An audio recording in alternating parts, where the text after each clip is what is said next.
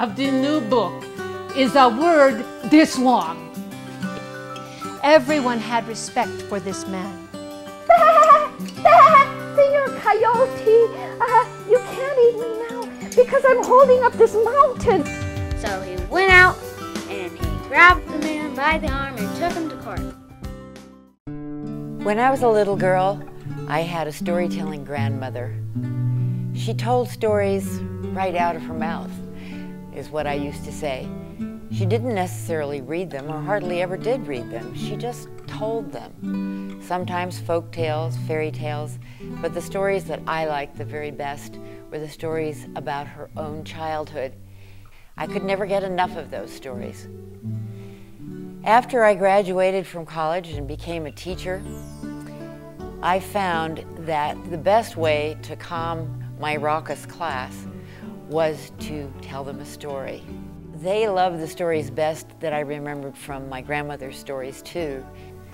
Much later, when I was almost a grandmother myself, I was working with the volunteer office in Denver Public Schools. We were particularly interested in getting the older adults in the community involved in the schools. We started brainstorming programs that might draw in interested adults.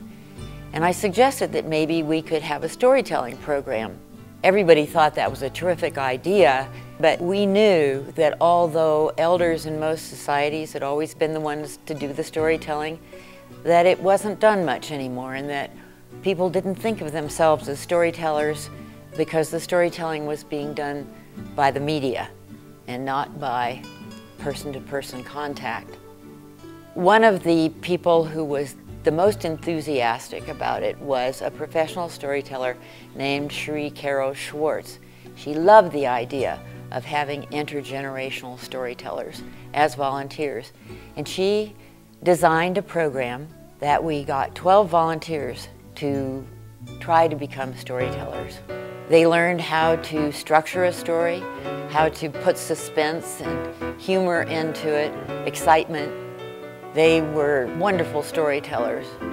The thing that they learned most was that storytelling to children is not a difficult thing when there's eye-to-eye contact and a heartfelt story to tell, so that the child's imagination is stimulated and they become spellbound.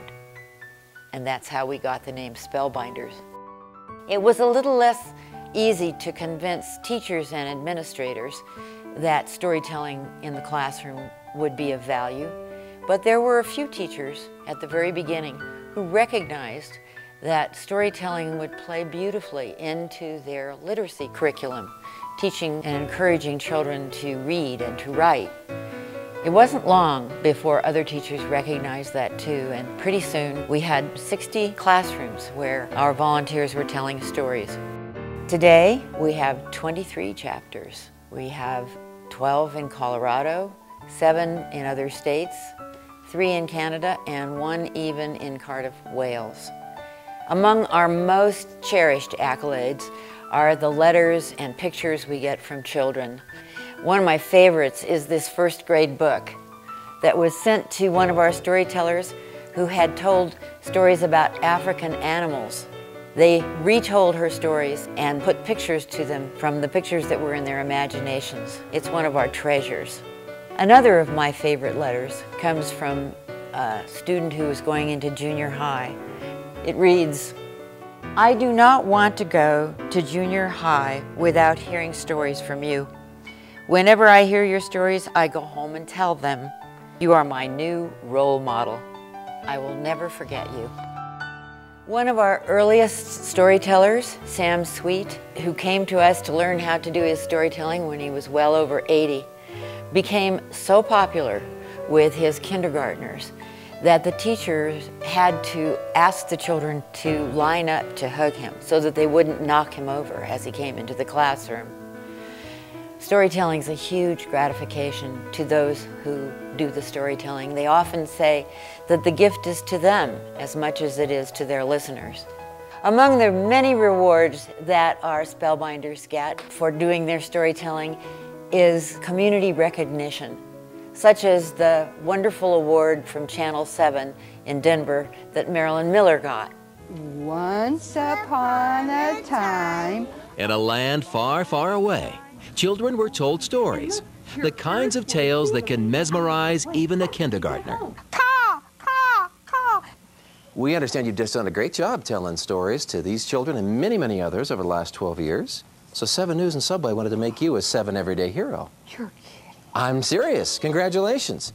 How about a round of applause for her? We have youth that have taken workshops to become young spellbinders, young storytellers, and tell to younger children and tell in senior centers. Wherever a good story has good listeners.